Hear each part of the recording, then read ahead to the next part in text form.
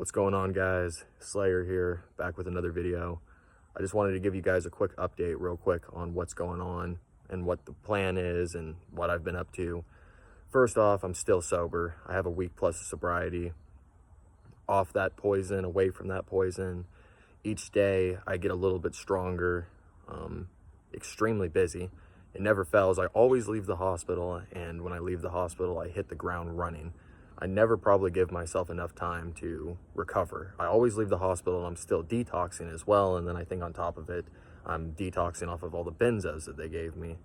That's a whole entire other thing, man. The insomnia and the vivid dreams have been insane. But this week I've been filming a vlog, like a week in the life type of video, just showing you guys what I've been doing this week. I started filming Sunday, it's Wednesday right now, and I'll probably stop filming that video on like Friday or Saturday and try and have it uploaded the next day for you guys. It's gonna be a long video, but I think you guys are gonna really enjoy it. And those longer type of videos, I think for some people that can really help. That's not for everybody. Some people are into the shorter videos, but I know when I was really going through some of my bad withdrawals and just having a hard time in general, sometimes those longer videos could really just get me through. So that's something to look forward to. But real quick, man, first of all, I just want to say, I'm thankful to be here. I'm thankful to be sitting in front of this camera talking to you guys. I'm thankful that I'm alive. I'm thankful that I'm sober today. I'm thankful that I'm not in the hospital anymore. There are many things that I'm thankful for and that I am blessed for and that I should learn how to appreciate more. It's another reason that I do want to stay sober. I don't want to go back to that demon again. I also don't want to lose validity on my channel with you guys. I don't want any of that stuff. I don't want to end up with alcohol dementia or some crazy stuff like that. So the best path for me is to stay away from that bottle, because whenever I drink the bottle, total destruction comes after it. But I wanted to tell you guys a little bit about the post-acute alcohol withdrawal that I've been going through now. Today I'm absolutely and utterly exhausted. It's like caught up with me now. But the 3 days prior to that and 4 days, whatever it was, pretty much no sleep whatsoever, total restlessness. And when I would get sleep, it would be like 20-minute micro naps of extremely vivid, lucid, usually demonic or just bizarre dreams that I would instantly enter. And that's pretty much been my sleep pattern these last few nights. It hasn't been a good time, man, to say the least. I've said before, the insomnia, I can only imagine the damage that I've done to my body from all the nights of not sleeping, all the nights of just pacing my room over and over again with 1,000 different thoughts going through my head. I don't know what type of damage I've done, and probably one day all that will be revealed to me. But it's not good. Your mind is in a different place. You feel completely out of touch with reality. Each day that you stay up, it makes the next day seem that much longer. So a day seems like 2 days. You'll be sitting there thinking that it's like, man, it must be 8 o'clock at night at this point. You'll look at the time, it's 3 p.m. You're like, what? How is that even possible? It's because everything seems, it's because you're not sleeping. You're not restarting that clock. So you're just continuing to go. So it seems like you're just living in one giant day that has periods of darkness. It's the strangest thing ever, man. It's horrible. Just another reason you do not want to get into drinking super heavy. You really don't want to get into drinking at all. My doctor and people have came out now and said that even one drink is unhealthy and not good for you. So I would suggest just staying away from it entirely. When we talk about it being a poison, that's legitimately a poison. You could just imagine it being like putting a skull and crossbones on it, like my thumbnail for my channel. You can just put a skull and crossbones on it. I think every single bottle of alcohol should come with a warning sign and a skull and crossbones on the bottom of it, because that shit might kill you, man. But yeah, the insomnia is horrific. Try staying up for 3 days. If you're not hallucinating from the withdrawal, you'll start hallucinating from staying up from sleep deprivation. Shadow people, we've all talked about them, we've all heard about them. The shadow people will start to come and visit you. You'll start to hear little noises. Again, when you do get sleep, it's going to be little increments. Like it wasn't last night, but the night before, the sleep was horrible, and I entered this very terrifying dream. The only way that I can describe the dream is I was laying there, I ended up closing my eyes, and it was almost instantaneously that I went into this vivid nightmare is really what it was. I would call it, I went into a skull factory. There were skulls literally everywhere. I looked to my left, I could see skulls. I looked to my right, I could see skulls. And eventually all the skulls ended up piling up in front of me. And then the skulls ended up like becoming alive, and they started to animate and look at me and smile in this, the most demonic, I can't do that any justice whatsoever. I just look like a moron when I do that, but they were smiling at me in the most creepy way, and they were stacking up on top of each other, and they completely succumbed, like they just engulfed me in skulls. It was like Lord of the Rings, you know, when Aragorn and Legolas and Gimli go into the one place and all the skulls are coming down on them. It was exactly like that, man. I entered a skull factory. It made absolutely no sense at all, man. And before that, I had a dream. This was the night previous. I had this lucid, vivid dream where I was back in my old room again. This was weird and made absolutely no sense. I was back in my old room, back at my parents' place. And I've told you guys before, if you didn't know, I used to sleep in the same room as my brother, the brother who actually ran off with my ex-girlfriend. Yeah, if you didn't know that, that's a beautiful story. Go check that one out. Just another lovely thing that comes from alcoholism and addiction. But I was in my old room and I woke up, and you know, a lot of the times in dreams, everything just seems as normal as me and you just sitting here. It just seems normal, like that's your reality.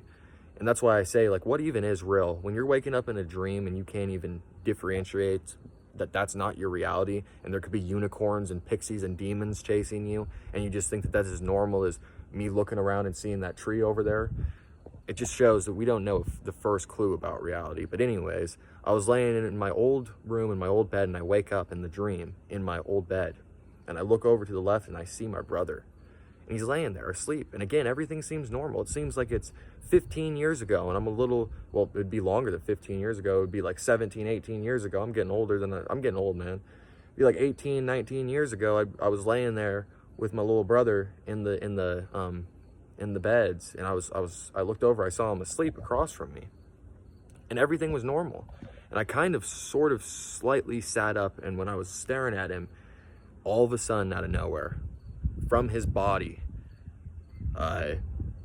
started to come out this spirit. That's the only thing that I can say that it was. It was fluorescent. You could see through it. It was white, and it was like a spirit that started to come out of his body as he was asleep. And this spirit started to rise and rise and rise and rise, and it rose all the way to the top of our ceiling. And I'm just sitting there staring at this thing. And once it got to the very top of the ceiling, this spirit, or whatever it was that came out of my brother, shot directly into me. And it was so frightening, man, that I ended up waking up. But this is the worst thing ever, and I'm sure you guys have experienced this too. When you wake up in a dream and you're still in a dream, that's what it ended up happening to me, man. It shot through my body, and I woke up, but I was still in the dream world. I was still in my old room with my brother. And again, everything was as normal as me and you sitting here. So I wake up in an absolute panic. I'm sweating profusely. I'm in a terror. My heart is pounding. I don't know what's going on. I look over to the left. I see that he's still asleep. And the first thing that usually comes to my mind when I wake up after a long nap is, damn, man, I got to go take a piss. So even in the dream world, which just kind of ties into this here in a second, I had to go pee. And I was like, man, I better, get up and use the restroom. So I get up, start wandering through the old house, walk through, go over to the restroom. And when I opened up the restroom door, man, again, these are vivid, lucid. I can't describe them enough. Unless you've had a vivid, lucid nightmare, it's just insane, man. I know that alcohol blocks out the REM sleep part of our brains when we're asleep. And that's like the dream state part of our brain. So it's like you just get hit with all of this, all these chemicals, and it just sends you into these insane dreams. But when I pushed open the door, man, there was all sorts of gremlins. That's the best way that I can describe it. Like gremlin demons all over the bathroom. They were jumping out of the toilet. They were chasing me. One of them was on fire. And I went running back into my room, man, and I woke up This time I actually woke up in my actual room in a total panic, in a total sweat, looking left and right, heart pounding. I was a bit shaky.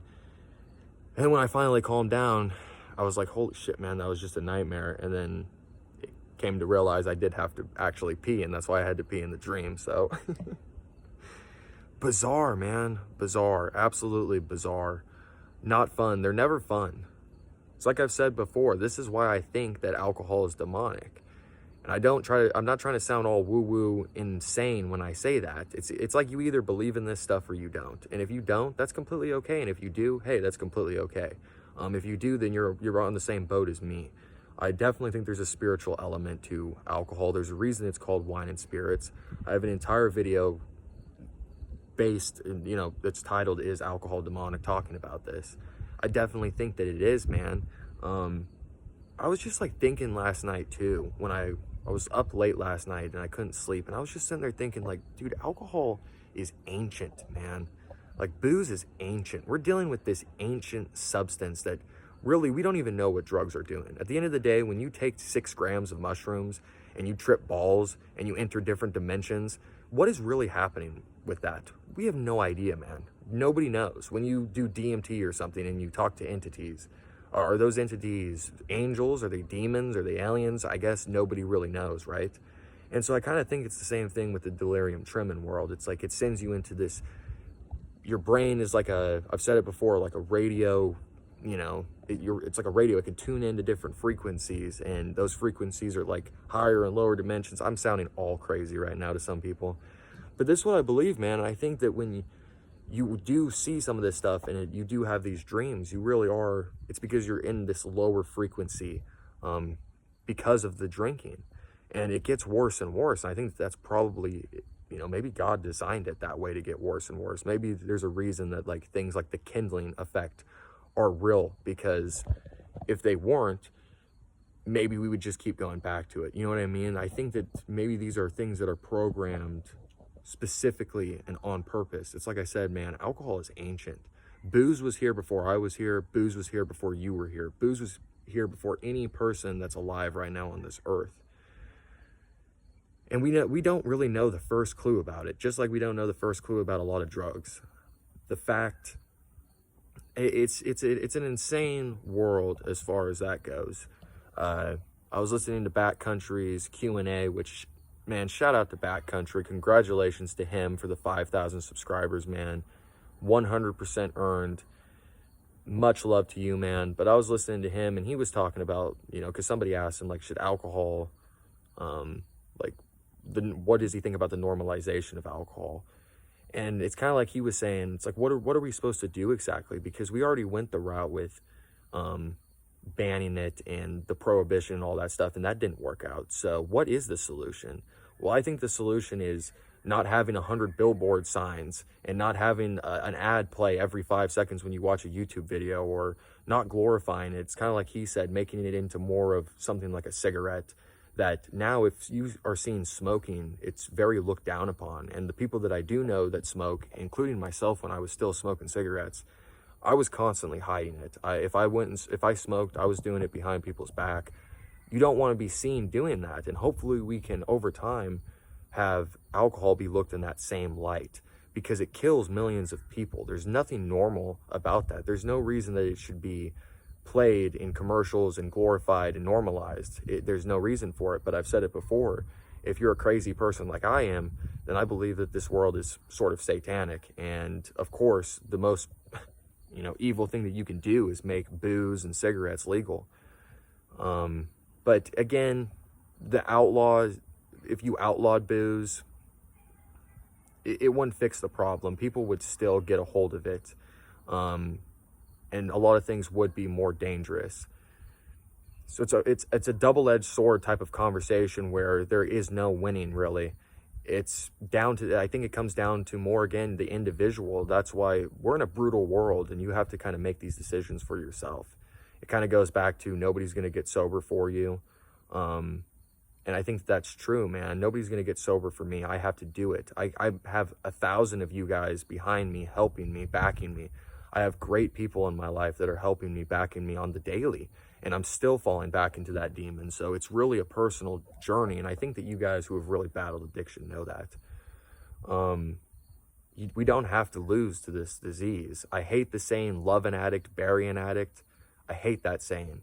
Love an addict, learn how to deal with an addict is what I would say. Learn how to deal with an addict. I don't know, man. It's a crazy conversation. I've been through in this rodeo now several times. This is not the first time that I've had to go through this.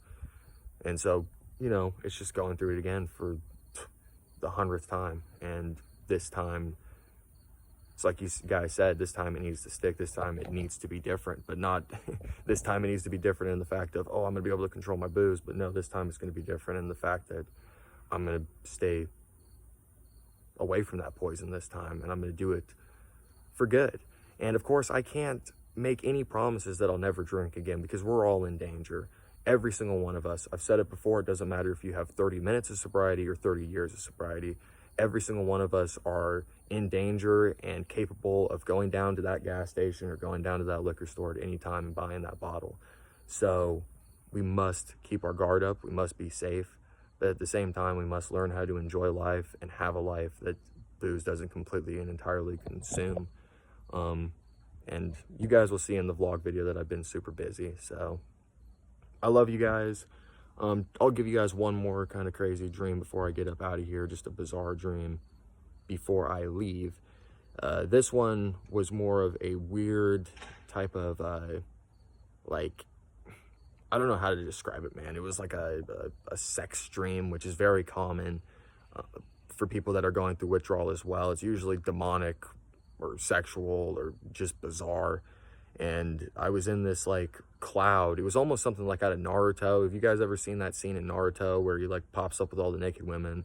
Yeah, it was something like that, man. I don't know where I was. I don't know if I was in hell, but I was in these clouds with all these naked women. That sounds like you're saying Slayer. How does that sound like hell? That sounds like a great time. No, man, it wasn't. It was demonic. It was like the clouds were made out of plastic. The women had like serpent eyes, and I was walking through this cloud, and I was being like, they were like seducing me. It was crazy, man. It was insane, and I don't even know how to describe it. And I woke up feeling kind of weird in general after that dream. I didn't know how to feel after that. It was like, did I like that, or was that terrible? I don't really know, but anyways, guys, be on the lookout for that a week in the life video. Like I said, I think you guys are really going to enjoy that. I love each and every single one of you. If you just have joined, I love you. If you've been here since the beginning, I love you. I've said it before, man. Making these YouTube videos, having you guys backing me, having this community is such a help to me. It helps me just as much to make these videos as it's helping you guys. Shout out to Backcountry for 5,000 subscribers. Shout out to Liver Disease. Shout out to Shades of Clarity. Shout out to every single one of you guys out there, man. I love all of you. We're going to keep taking it one day at a time. And it's like I said in the last video, man, no going back, no looking back. It's time to take my life back. It's time to reclaim my life again and reclaim my spirit and my soul. That's what it's time for. So thank you, God, for another day. It's a beautiful day. Thank you, guys. As always, stay safe, stay sober, and I'll see you guys for that vlog video. Peace.